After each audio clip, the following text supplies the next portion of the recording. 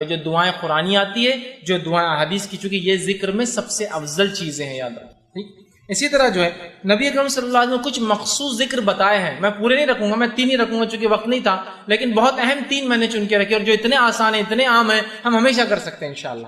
کم از کم ایک ذکر کی مجلس تھی، ایک ذکر کا درس تھا، اور 3 ذکر تو سیکھ کر جائے تاکہ اس کو زندگی میں لاگو کر لیں تو ہمارے لیے فائدہ مند ثابت ہوں گا۔ آئیے وہ کون کون سے میں نے 3 ذکر چنے ہیں کہ میں آپ کے سامنے صرف فضائل بیان کرنے میں کتنے اہم اللہ کے ذکر وہ رکھ رہا ہوں، ورنہ بہت سارے اور بھی دعائیں ہیں۔ پہلا جو ہے نبی اکرم صلی اللہ علیہ وسلم فرماتے اور کہتے ہیں ذکر کے تعلق سے، اور اس کی اہمیت بتاتے ہیں، اور یہ جو ہے ترغیب و ترہیب میں جو ہے یہ روایت ملتی ہے جو کہ صحیح روایت ہے۔ آپ صلی اللہ علیہ وسلم فرمایا اور کہا اور فرمایا، اور حدیث کے الفاظ اس طرح سے فرمایا، آپ نے فرمایا، ارشاد فرمایا کہ جو شخص 10 مرتبہ ان کلمات کو پڑھے، کیا فرمایا؟ جو شخص ان کلمات کو 10 مرتبہ پڑھتا ہے، وہ کلمات کیا ہے؟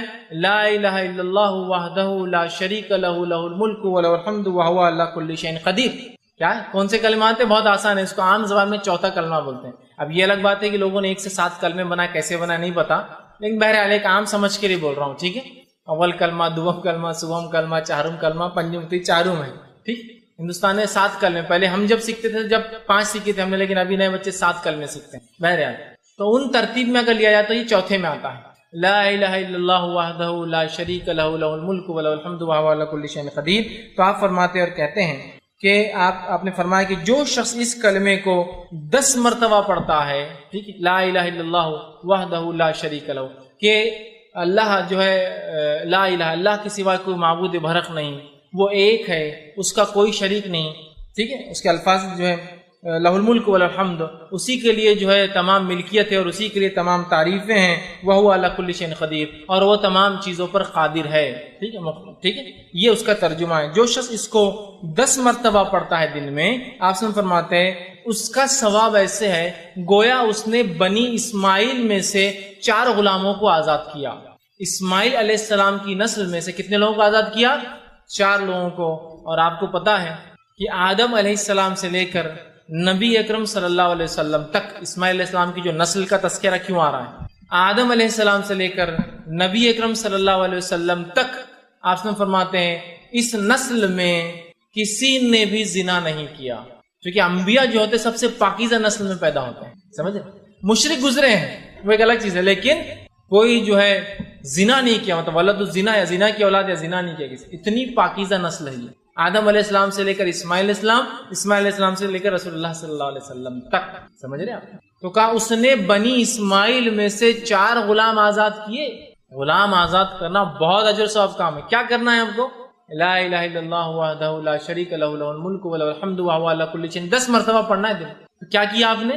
بنی اسماعیل میں سے 4 غلام آزاد کر دی، صرف 10 مرتبہ کلمے کو پڑھنا ہے، کتنے فضائل اندازہ ہے۔ دوسری فضیلت جو ہے ایک اور ذکر کی جو میں آج رکھ رہا ہوں، ویسے بہت ہے لیکن 3 میں نے چنے ہیں صرف۔ دوسری فضیلت والا ذکر ہے جو بہت آسان ہے، ہم سب کر سکتے ہیں، وہ یہ ہے جو کہ ترغیب و تہذیب، اسی میں جو یہ صحیح روایت ہے، بہت مشہور اور معروف روایت ہے کہ آپ صلی اللہ علیہ وسلم نے فرمایا جو شخص نماز کے بعد 33 مرتبہ الحمدللہ، 33 مرتبہ سبحان اللہ، 33 مرتبہ اللہ اکبر کہتا ہے اور آخر میں یہ کہتا ہے لا الہ الا اللہ وحدہ لا شریک لہ لہ الملک ولہ الحمد وہو علی کل شیء قدیر، وہی جو میں نے اس سے پہلے رکھا۔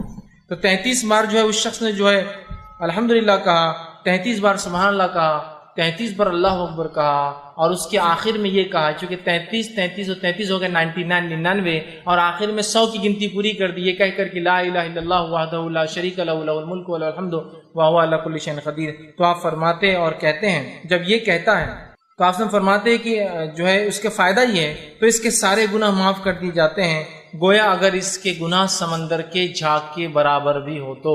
ایک روایت نے فرمایا یہ پڑھنا غلام آزاد کرنے سے زیادہ بہتر ہے۔ ایک روایت فرمایا اس کے پڑھنے سے 10 نیکیاں ہر اس پہ ملتے ہیں، مطلب اس کو 1000 نیکیاں ملتی، 100 بار پڑھا نا، 100 پڑھنے پہ اس کو 1000، 10 ہر اس پہ 10 تو 1000 نیکیاں ملتی ہے، 1000 گناہ معاف کر دیے جاتے ہیں۔ یہ فضائل اتنا آسان ہے نا کہ سارے گناہ حتیٰ کہ سمندر کے جھاگ کے برابر گناہ ہو کتنے کثرت سے سب معاف کر دیا جاتے، صرف ہر نماز کے بعد 33 مرتبہ 33 مرتبہ 33 مرتبہ الحمدللہ سبحان اللہ الحمدللہ اور اللہ اکبر کہہ دے، اس کے سارے گناہ معاف، اور یہ گناہ صغیرہ ہوتے یاد۔ کبیرہ کے لیے توبہ ضروری ہو. کتنے فضائل ہیں. تیسری چیز جو میں نے جو بہرحال آج کے لیے چنی ہے وہ یہ ہے، اور بہرحال ایک اور ہے، 4 میں نے وہ کی ہے. تیسری چیز جو چنی ہے وہ بھی بڑی آسان ہے، بہت آسانی سے ہم کر سکتے ہیں اور سب کو یاد ہے. آپ صلی اللہ علیہ وسلم فرماتے ہیں اور کہتے ہیں، یہ حدیث جو ہے ترغیب و تہذیب کی ہی آپ نے فرمایا اور کہا، جو شخص ٹھیک ہے یہ پڑھے جو ہے لا حول ولا قوت الا باللہ. حدیث کا الفاظ اس لیے ہے قل لا حول ولا قوت، جو شخص اس کا وظیفہ کرے لا حول ولا قوت الا باللہ فانہ کنز من کنوز الجنہ. یہ حدیث کے الفاظ ہے قل لا حول ولا قوت الا باللہ فانہا کنز من کنوز الجنہ، کہ جو شخص لا حول ولا قوت الا باللہ یہ پڑھیں گا تو یہ جنت کے خزانوں میں سے ایک خزانہ ہے. جنت کے خزانوں میں سے خزانہ، اس کا معنی کیا ہوتا ہے؟ لا حول، نہ ہمیں صلاحیت ہے نہ ہمیں سمجھ ہے، ولا قوت، نہ ہمیں کوئی چیز کرنے کی طاقت، الا باللہ، سوائے اس کی کہ اللہ ہر چیز پر قادر ہے، اس کی مشیت سے یہ تمام کام ہوتے ہیں. آپ نے فرمایا اس کا وظیفہ کرو، اس لیے کہ جنت کے خزانوں میں سے ایک ڈھکا ہوا چھپا ہوا خزانہ ہے. لا حول ولا قوت الا باللہ، اتنا ہی پڑھنا ہے، کبھی بھی آپ پڑھ سکتے عام. چوتھا جو ایک حدیث جو صحیح بخاری کی ہے، اور صحیح بخاری کی آخری حدیث ہے، لاسٹ حدیث کے الفاظ دیکھیے کیا ہے، کلمتان حبیبتان الی الرحمن، 2 کلمے ایسے ہیں جو رحمان کو بڑے پسند ہیں، خفیفتان علی اللسان، بہت آسان ہے انسان کی زبان پہ، بڑے ہلکے ہوتے زبان کے اعتبار سے، ثقیلتان فی المیزان، لیکن بہت وزنی بھاری ہوں گے روز قیامت میزان کے اندر، سبحان اللہ و بحمدہ و سبحان اللہ العظیم. 2 کلمے ایسے ہیں جو رحمان کو بڑے پسند ہے، ہونٹوں پر بڑے ہلکے ہیں، میزان میں بڑے بھاری ہے، سبحان اللہ و بحمدہ و سبحان اللہ العظیم. 2 ہی کلمے، کس کو یاد نہیں؟ سب کو یاد ہے، بس اٹھتے بیٹھتے سوتے جاگتے جب یاد آئے سبحان اللہ و بحمدہ و سبحان اللہ العظیم پڑھ دیجیے، ہو گیا. سمجھ رہے آپ؟ تو یہ بڑی اہمیت کی حامل ہے، اور کتنے فضائل ان کے دیکھیے آپ بتائے جا رہے ہیں ان کے پڑھنے کے بارے میں، اور یہ بہت آسان عمل ہے، یاد رکھیں. ٹھیک، تو ہم اللہ کے ذکر کے معاملے میں بہت، اور اس میں الحمدللہ ہم نے دیکھا تھا کہ رمضان میں کرنے والے چند اعمال، جس میں سے سب سے خاص سب سے اہم وہ تھا روزے کا رکھنا. پھر ہم نے تلاوت قرآن اور اذکار کے تعلق سے دیکھا تھا کہ اس کے اہتمام کتنا ضروری ہے، اس لیے کہ رمضان کا مہینہ قرآن کا مہینہ ہے، قرآن اسی مہینے میں نازل ہوا، اور نبی اکرم صلی اللہ علیہ وسلم اس مہینے میں اس کو مکمل جتنا آپ پر اس سال تک نازل ہوا ہوتا اس کو ریپیٹ کرتے، ایک بار اس کو دہراتے. اس کے بعد ہم نے بہت ساری اور بھی چیزیں سیکھی رمضان سے متعلق، اور اس میں خاص چیز جو پچھلی بار ہم نے دیکھی تھی وہ تھی شب قدر کا منانا، لیلۃ القدر کو پانا، اس کو حاصل کرنے کی کوشش کرنا، اس میں اچھے جتنے زیادہ سے زیادہ اعمال ہو سکتے کرنے کی ہم کوشش کریں، اور وہ باتیں ہم نے دیکھی تھی.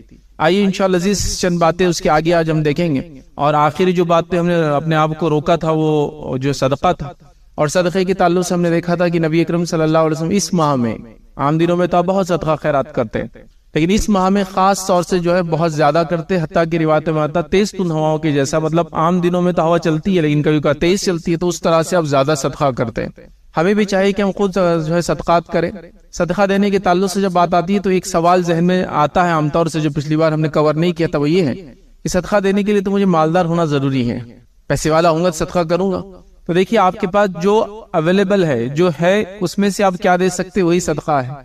مطلب شریعت نے یہ تو نہیں بتایا، زکوٰۃ کے لیے تو بتایا کہ اتنا نصاب ہو تو اور اتنا 1 سال گزرے تو یہ دینا ہے، لیکن صدقے کے بارے میں نہیں بتایا. تو صدقہ ایک ایسی چیز ہے جو آپ کے پاس میسر ہے، جو اویلیبل ہے، اس میں سے آپ کیا شیئر کر سکتے، کیا دے سکتے، وہ صدقہ ہے. تو ایک غریب سے غریب تر آدمی بھی چاہے تو اپنی انکم کے اندر سے کچھ روپیے، مثال کے طور پہ اگر 100 روپے اس کی آج کی انکم ہے تو 2 روپے دے دے، یہ بھی تو صدقہ ہے. تو صدقے کے لیے کوئی تھریشولڈ نہیں، کوئی لمٹ اور لیول نہیں دیا شریعت نے، یہ ہر آدمی کر سکتا ہے. پلس صدقے کے اندر یاد رکھیے یہ بات بھی شامل ہے کہ آپ جو کچھ کر سکتے ہیں لوگوں کے لیے اچھائی اور خیر، وہ بھی صدقہ ہے. حتیٰ کہ روایت میں یہ بھی الفاظ ہے کہ صرف اپنے شر سے کسی کو محفوظ بھی اگر آپ رکھ دے تو یہ بھی آپ کی طرف سے صدقہ ہے اس کو. تو لہٰذا مسکرا کے بات کر دینا، لوگوں کی مدد کر دینا، کسی کو ہنر سکھا دینا، لوگوں کے جھگڑوں کو مٹا دینا، لوگوں کو اپنے شر سے محفوظ رکھنا، لوگوں کے اندر اچھی فیصلہ کر دینا، لوگوں کو اچھی بات سنا دینا، یہ سب بھی صدقہ ہو سکتا ہے. تو ہر آدمی کوشش کرے صدقہ کرے ڈیلی، لیکن رمضان کا مہینہ خاص ہے تو اس میں خوب صدقات اور خیرات کرے، اور خاص طور سے اپنے مال کا صدقہ کرے، اور اس میں خاص طور سے کوشش کرے کہ لوگوں کو کھلائے اور پلائے اور اس کے بعد پہنائے، چونکہ یہ بیسک نیڈ اور ضرورت ہے، اس لیے میں اس کو کہہ رہا ہوں. کھلانا اور پلانا ایک ہر آدمی کی بنیادی ضرورت ہے، غریب انسان کی، اس کو کوئی کھلائے، ہے نا، کھانا. تو لہٰذا کھلاؤ پلاؤ. اور اس کے بعد پہنانے کی کوشش کرو. ٹھیک ہے, تو یہ بڑی اہم چیز ہے, اور ہر انسان اس کے لیے تہیا کر لے کہ میں اپنے انکم کا اتنا حصہ, میں اپنے کپڑوں کا اتنا حصہ, میں اپنے کھانے کا اتنا حصہ فلاں کو بھی دینے کی جو ہے جیسے بھی ہو سکتا ہے, جس طریقے بھی ہو سکتا ہے کوشش کروں. ہر آدمی اگر یہ شروع کر دے تو بہت آسانی سے یہ کام ہو سکتا ہے. جیسے مثال کے طور پر ایک انسان صدقہ جمع کرے اور اس کے بعد 100 روٹیاں ڈالے اور دے, اس کے مقابلے میں 100 گھر کے لوگ ایک ایک روٹی اگر بھیج دے تو وہ خود بخود ہو جاتا ہے اور کسی بھی بوجھ اور بار نہیں آتا ہے. تو لہٰذا تھوڑا سا سوچنے کی ضرورت ہے, صدقات اور خیرات میں آگے بڑھنے کی ضرورت ہے. خواتین سے بھی گزارش کروں گا آپ زیادہ صدقہ کریں. نبی اکرم صلی اللہ علیہ وسلم نے خواتین کو زیادہ صدقہ کرنے کا حکم دیا, اس لیے کہ آپ نے حدیث میں فرمایا کہ میں نے تم کو جہنم میں زیادہ دیکھا ہے. پوچھا گیا کیوں, تو کہا تم لان تان بہت کرتی ہو اور لوگوں کا شکر ادا نہیں کرتی ہو, ناشکری کر بیٹھتی ہو, تو لہذا تم صدقہ زیادہ کرو. تو لہٰذا خواتین کے لیے تو اور بھی ضروری صدقہ کرے. لیکن یہ بڑی عجیب بات ہے, ہم اپنے بچوں کو صدقہ کرنے کا ایک سسٹم یا معمول سکھاتے ہی نہیں ہیں. ہم جو کچھ سکھاتے وہ لینے اور دبانے کا ایک سسٹم سکھاتے, پورا لائف ہی چلتا, دو مت لو, دو مت جمع کرو. تو لہٰذا وہ دینے کا مزاج ختم ہوتا چلا جا رہا ہے. درکی صحابہ کی زندگیاں دیکھیے, تابعین کی زندگیاں دیکھیے, تبع تابعین کی زندگیاں دیکھی, وہ صرف دے رہے تھے اور دے رہے تھے اور دے رہے تھے, اور اس کے بدلے میں رب العزت ان کو پلٹا کر اور لوٹا کر دے رہا تھا. اور ہم لوگ لینے کی اور لینے کی اور لینے کی پلاننگ کرتے ہیں, نتیجتاً جو چاہیے وہ بھی ہم کو نہیں میسر ہوتا ہے. مثال اگر آپ کو دوں تو آپ اگر مثال لیں تو آپ کے گھر کے اندر آج سے 10 20 50 سال پہلے آپ دیکھیے, ایک آپ کا والد اکیلا کمانے والا ہوگا اور پتہ نہیں 20 15 20 لوگ اس پر ڈیپینڈنٹ تھے اور پھر بھی خوش تھے وہ. اور آج ہمارا حال یہ ہے کہ صرف 2 رہتے ہیں, ان کے 2 ہوتے ہیں اور وہ بھی نہیں سنبھلتے. حالت یہ تو پتہ یہ چلا کہ جب وہ خرچ کرتے تھے رب العزت دیتا چلا جاتا تھا, جب ہم نے روک لیا تو یہ جتنا ہے وہ بھی ہم کو پورنے نہیں لگایا تھا. کہ تو لہٰذا صدقات اور خیرات کیجئے. یہ کتنا بابرکت عمل ہے, اس کے کیا فوائد ہوتے ہیں بتانا ممکن نہیں ہے. یہ ٹینجیبل بھی نہیں ہے, ماپنے والی چیز بھی نہیں, یہ مل جاتے ہیں. کیسے ملتے ہیں؟ زندگی میں برکت کی شکل میں, اچھی اولاد کی شکل میں, بیماریوں سے نجات کی شکل میں, امن و امان والے علاقوں کی شکل میں. کئی اس کے مطلب جس کو کہتے ہیں مظاہر ہے جس سے آپ محسوس کر سکتے ہیں, ماپا نہیں جا سکتا یہ فائدے. تو صدقات بڑی اہم چیز ہے, صدقات کی کوشش کرے. رمضان کا مہینہ گزر رہا ہے, خوب سے خوب صدقات کرے, مستحقین کو تلاش کرے, مسکینوں کو تلاش کرے, سائل جو مانگتے ہیں ان کو بھی آپ دیں, لیکن وہ کرے. اس میں ایک اور چیز جو آخری ایڈ کروں گا صدقے میں وہ یہ ہے کہ آپ کے صدقے کے تعلق سے تھوڑا پروٹیکٹیو بھی رہے, آپ بچا کر بھی رکھے. اس لیے کہ ایسا ہوتا ہے کہ کچھ لوگ آ کر صدقہ مانگنے کی ٹریننگ ہوتی ہے, ڈپلوماز اور ڈگریز ہوتی ہے ان کے پاس, بلکہ اس سے بڑھ کر جو ماسٹرز کرے ہوئے ہوتے ہیں وہ جانتے ہیں آپ کی جیب کیسے خالی کرنا.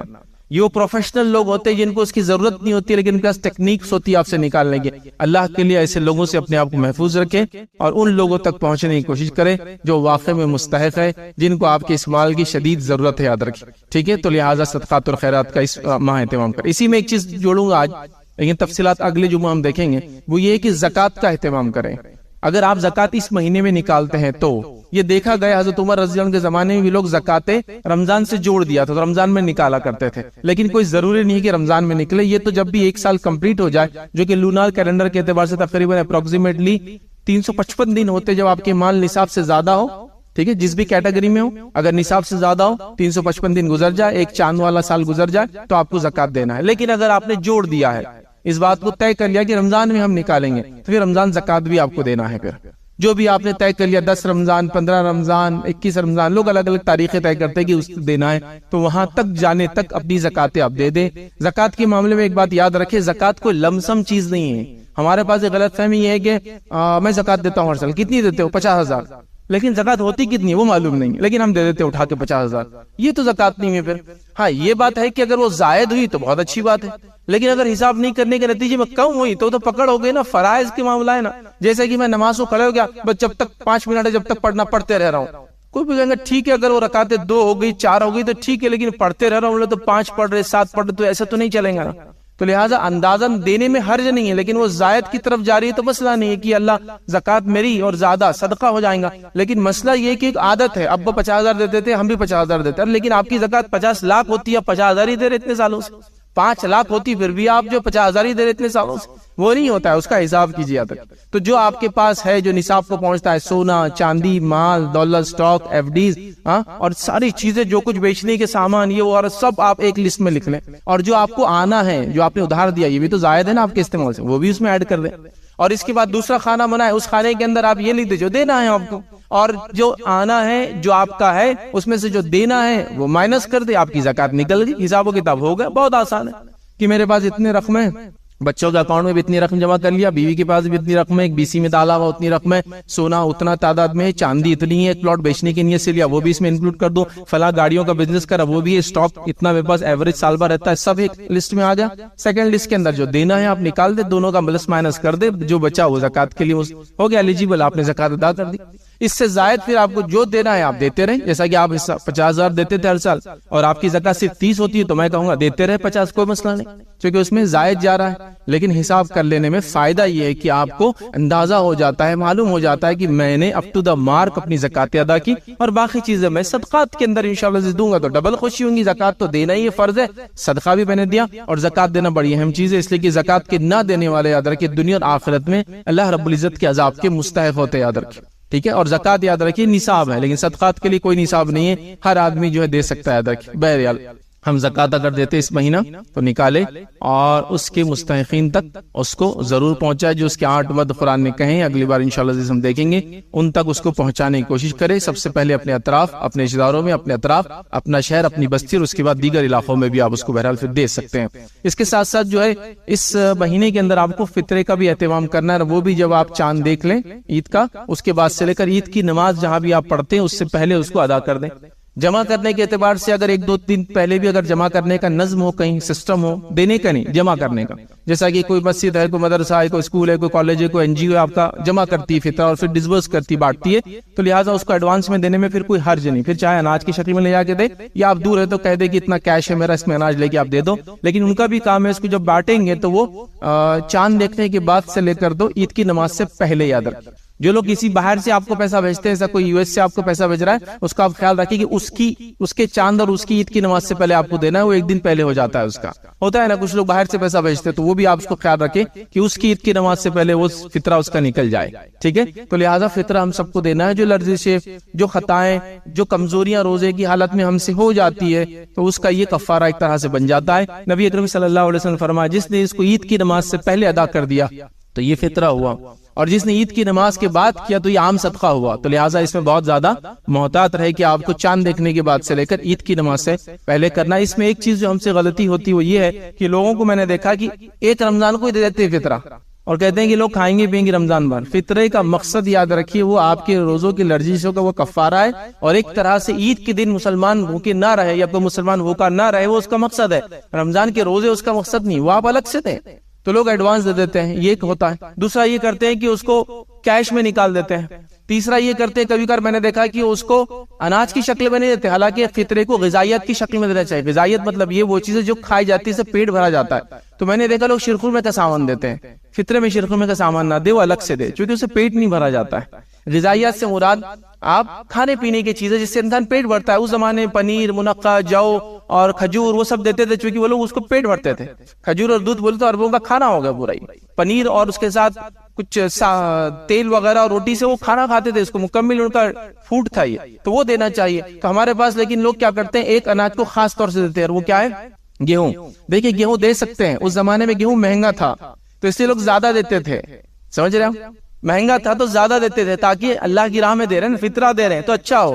ابھی ہم گیہوں کو چپک گئے سیدھا جا کر، بس گیہوں ہی دینا ہے، اور وہ بھی فطرے کے گیہوں الگ ٹائپ کے ہوتے ہیں۔ فطرے کے گیہوں راشن کی دکان سے آتے ہیں، اپنے گیہوں فلاں دکان سے آتے ہیں۔ وہ دکاندار بھی فطرے کے گیہوں کا ایک تھیلا رکھ دیتا ہے، جنرلی اس تھیلے کو آپ دیکھیں گے تو اس کو اٹھائیں گے تو اس میں سے آٹا خود نکلتا ہے، مطلب وہ کیڑے لے ہوتے ہیں، خراب گیہوں ہوتے ہیں، اور آپ اس کو فطرے میں دے رہے ہیں۔ جو صحابہ تابعین فطرے میں گیہوں دینا جو سسٹم شروع ہوا تو اس لیے ہوتا ہے کہ مہنگی غذائیت ہے، مہنگا اناج تھا۔ اب ہم لوگ اس کو چپا کی گئے تو آپ کیا کریں، ایسا اناج دے جو بہت آسان ہو۔ چاول بھی آپ دے سکتے ہیں، آپ کے علاقے میں جوار کھائی جا سکتی تو وہ بھی دیجیے، مکہ کھایا جاتا تو وہ بھی دیجیے۔ ظاہر سی بات ہے غذائیات ہے، مہنگی بھی ہے تھوڑی سی، ٹھیک ہے، لیکن دے یہ وہ لوگ اچھے سے اچھی چیز دیتے تھے، تو تھوڑا سا اس کو کوالٹی وائز امپروو کرے اور لوگوں تک پہنچانے کی کوشش کرے۔ اور گیہوں کو ثابت ہی دینا کوئی ضروری نہیں ہے، آپ پساوا بھی دے سکتے ہیں، کیونکہ بہت سارے مشکلات ہوتے ہیں پھر اس کو لے کے جانیں گے، تو بہرحال یہ اصل ہے۔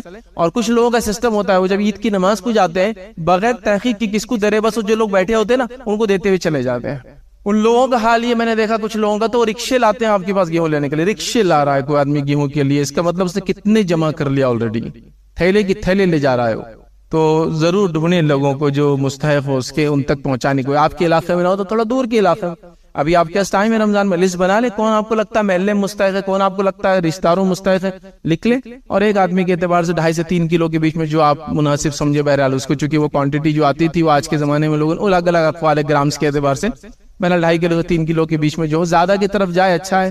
کیا اس میں جا رہا ہے، کیا کلو کیوں آتے ہیں، ہر فرد کی طرف سے آپ کو دینا ہے. آپ کے گھر میں جتنے ہیں بڑے اور بوڑھے اور بچے وغیرہ سب کی طرف سے دینا ہے. تو فطرے کا اہتمام کریں. اسی طرح اس رمضان کے مہینے میں کوشش کریں کہ دعاؤں کا خاص اہتمام کریں، اور دعاؤں کو اپنے لمٹ لیس رکھے. اپنے لیے تو رکھے لیکن لمٹ لیس رکھے، اس مطلب ساری امت کے لیے اس کو رکھے. یہ بات بڑی عجیب ہے. ہم لوگوں کو تو یہ دیکھا کہ اپنے بچوں کے لیے بھی دعائیں نہیں کر رہے ہیں ہم، دوسرے وغیرہ تو باقی اللہ میرے بزنس سے برکت دے، بس ختم، اتنا ہی تھا، ہو گیا، کچھ بھی نہیں اس کے آگے پیچھے. امت بھی بزنس کر رہی ہے، اولاد بھی بزنس کریں گی، تو لمبی دعائیں ہونا چاہیے ان دا سینس کہ دور تک جائے. بہت زیادہ چیزوں کو اکوموڈیٹ کیجیے اپنی دعاؤں کے اندر، صرف اپنے آپ کو مت رکھیے. بلکہ حدیث میں تو الفاظ یہ ہے کہ جب بندہ اپنے بھائی کے لیے کوئی دعا غابانہ میں کرتا ہے تو اس سے اچھی مجلس میں اس کے لیے دعا کی جاتی ہے، مطلب فرشتے کرتے ہیں. تو کسی کہنے والے کا ایک قول ہے کہ جو تم اپنے لیے مانگنا چاہتے ہو اس کا بہتر طریقہ یہ ہے کہ دوسروں کے لیے مانگو، اس سے اچھی مخلوق تمہارے لیے وہ چیز مانگیں گی، مطلب فرشتے مانگیں گے تمہارے لیے. تو بہت لمیٹڈ کر دیا دعاؤں کو، میرا فلاں، میرا یہ، میرا یہ، میرا یہ. انبیاؤں کی دعا دیکھیے آپ، نسلوں کے لیے کرتے تھے، جنریشنز کے لیے کرتے تھے، قیامت تک کے لیے کرتے تھے. تو اپنی دعاؤں کو جو ہے اس میں احاطہ کیجیے لوگوں کا.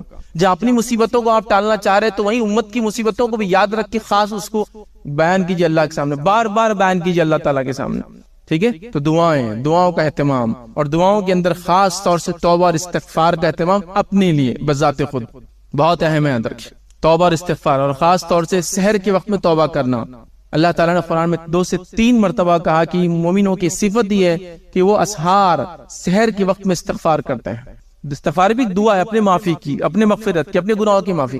یہ بھی اس میں ایڈ کیجئے، اس کا خاص حصہ رکھیے. بڑا ایک میجر پارٹ یہ بھی ہو کہ اپنے لیے معافی مانگے، اپنے گھر والوں کی طرف سے معافی مانگے، اپنی خطاؤں پر معافی مانگے، اپنی لرزشوں پر معافی مانگے، جو گناہ زندگی میں پچھلے ہو چکے اس سے معافی مانگے، اگلے گناہوں سے بچنے کے لیے توبہ اور استغفار کرے. بڑی اہم چیز ہے، یاد رکھیے. تو توبہ اور استغفار کا مخصوص اہتمام، اپنی دعاؤں کا ایک پارٹ اس کو بنا لیجئے، اور یہ عادت ڈالی کہ اپنے بچوں کو، اپنے گھر والوں کو بھی اس کی عادت ڈالے. تو دعاؤں کا خاص اہتمام اور توبہ اور استغفار کا خاص اہتمام رمضان کے اندر ہوگا. اور خاص طور سے سحر میں سب اٹھتے ہیں. عام دنوں میں سحر میں اٹھنا تھوڑا سا مشکل جاتا ہے، یا وہ ٹائم پہ ہم عام طور سے اٹھتے نہیں ہیں، یاد رکھیں، اس لیے کہ 5 وقت کی نماز ہی ہو جائے تو بہت بڑی بات ہے. آج کے دور میں ہم یہ کہیں گے کہ بڑا توفیق ہے، نصیب والا انسان ہے، چونکہ وہ بھی لوگوں سے ہو نہیں رہی. تہجد تو ایک مخصوص چیز ہو گیا تھا، لیکن یہ انبیاؤں کا، صلحاء کا، نیک لوگوں کا، یہ ہم سے پہلے کا شیوا تھا، یاد رکھیں. اور اس کے کئی فضائل میں کہ یہ گناہوں کو معاف کراتی ہے، درجات کو بلند کراتی ہے. تہجد کی نماز سحر کے وقت میں جو عام طور سے آخر وقت میں پڑھی جاتی ہے، اس کے خصوصیت میں سے خصوصیت یہ بھی ہے،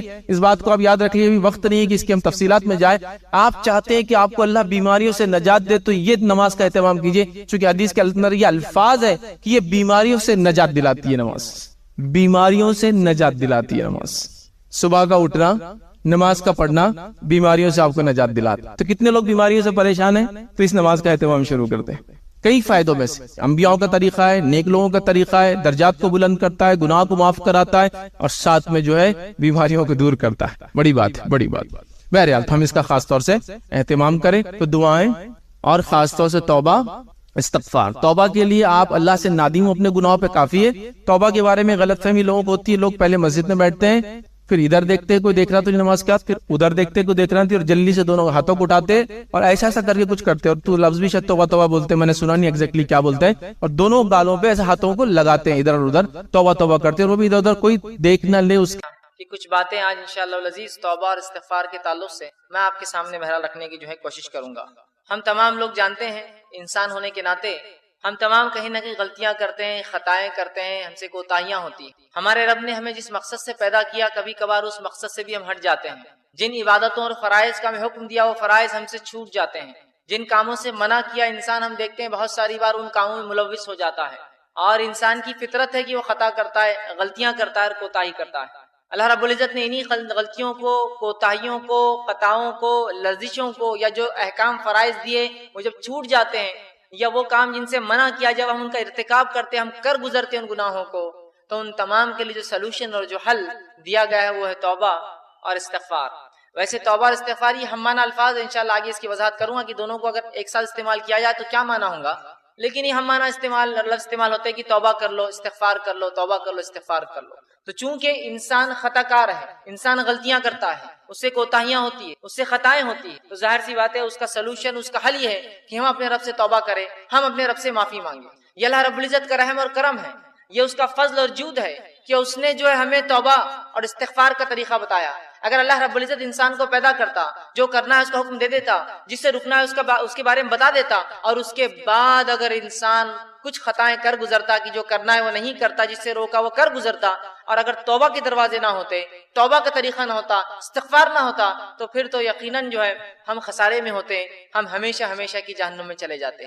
تو توبہ اور استغفار کا جو طریقہ ہے، اللہ رب العزت نے جو حکم ہمیں دیا، یہ جو بات، جو طریقہ ہمیں بتایا ہے، یہ اللہ کی طرف سے اس کا فضل ہے، اس کی رحمت ہے، یاد رکھیے ہم پر. لیکن افسوس کی بات ہے کہ یہ توبہ اور استغفار کا ہم معنی ہی نہیں سمجھتے ہیں، اس کی اہمیت ہمارے زندگیوں میں نہیں ہے، اور ہم صرف یہ سمجھتے ہیں کہ توبہ اور استغفار کا معنی یہ جو بہت خطا کار، بہت گناہ گار ہے وہ کرے، اور باقی لوگوں کے لیے توبہ اور استغفار نہیں ہے. جبکہ نبی اکرم صلی اللہ علیہ وسلم اس بات کی وضاحت کر دی. جامع ترمذی کی روایت آپ نے فرمایا کہا کل بنی آدم خطا، آدم کی جو اولاد ہے، چاہے مرد ہو چاہے عورتیں ہیں، وہ سارے کے سارے خطا کار ہوتے ہیں، ہم سب سے غلطیاں ہوتی ہے. لیکن آگے فرمایا وخیر الخطائین التوابون، لیکن بہترین خطا کار وہ ہے، خطا کار کرنے میں بہترین شخص تو وہ ہے کہ جو فوراً توبہ کر لے اپنی خطا کے بعد، جو اپنے رب سے جو ہے معافی مانگ لے خطا ہونے کے بعد، وہ بہترین شخص ہے، یاد رکھیے. تو نبی اکرم صلی اللہ علیہ وسلم نے وضاحت کر دی کہ خطا کار میں آدم کی اولاد ہے، ہم انسان ہیں، انسان ہونے کے ناطے ہم سے خطائیں ہوں گی، اور بہترین وہ شخص ہے جو جب اس سے خطا ہو جائے تو وہ جو ہے توبہ کر لے اپنی خطاؤں پر،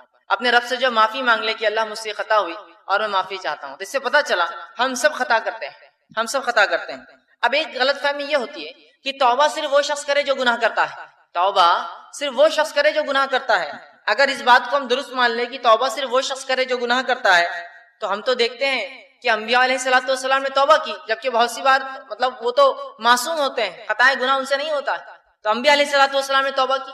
قرآن نے تو توبہ کو مومنانہ صفت بتائی، جیسا کہ میں نے آپ کے سامنے تلاوت کی قرآن کی کچھ آیتیں، جس میں سے پہلی آیت سورہ نور سورہ نمبر 24 اس کی آیت میں 31 سے اللہ نے فرمایا وَتُوبُوا إِلَى اللَّهِ جَمِيعًا أَيُّهَا الْمُؤْمِنُونَ لَعَلَّكُمْ تُفْلِحُونَ، اے مومنو تم سب کے سب اللہ سے توبہ کرو تاکہ تم فلاح پاؤ. تو یہاں تو توبہ کو مومنانہ صفت بتایا جا رہا ہے، اور ہم غلط فہمی میں جو ہے وہ ہے کہ توبہ تو صرف وہ کرے جو گناہ کرتا ہے، اور جو توبہ کرتا ہے اس کا مطلب اس نے گناہ کیا ہے. ایسی بات نہیں ہے. توبہ ایک مومنانہ صفت ہے، اور ایک مومن کو چاہیے چاہے اس سے خطائیں ہو یا خطائیں نہ ہو، وہ اپنے رب سے توبہ کرتا رہے. دوسری آیت میں اللہ رب العزت نے فرمایا سورہ تحریم سورہ نمبر 66 آیت نمبر 8 میں فرمایا اور کہا یا ایھا الذین آمنوا توبوا الی اللہ توبۃ نصوحا، اے وہ لوگوں جو ایمان لائے ہو اپنے رب سے توبۃ نصوحا، سچی توبہ کرو، ایسی توبہ کرو کہ جس کے بعد پھر پلٹ کر تم گناہوں کی طرف نہ جاؤ. تو یہاں تو ایمان والوں سے خطاب ہو رہا ہے توبہ کرو، وہاں کہا گیا کہ تم سب مومنو توبہ کرو. تو توبہ کرنا مومنانہ وصف اور صفت ہے، یاد رکھیے. توبہ کے لیے گناہ کرنا ضروری نہیں، یاد رکھیے. اور توبہ نہیں کرنا یہ شیطان کی صفت ہے، یاد رکھیے. پورا تفصیلی واقعہ ہم جانتے ہیں کہ آدم علیہ السلام سے خطا ہوئی کہ اللہ رب العزت نے ایک جھاڑ کا جو پھل کھانے سے منع کیا، آپ وہاں چلے گئے اور وہ پھل کھا لیا.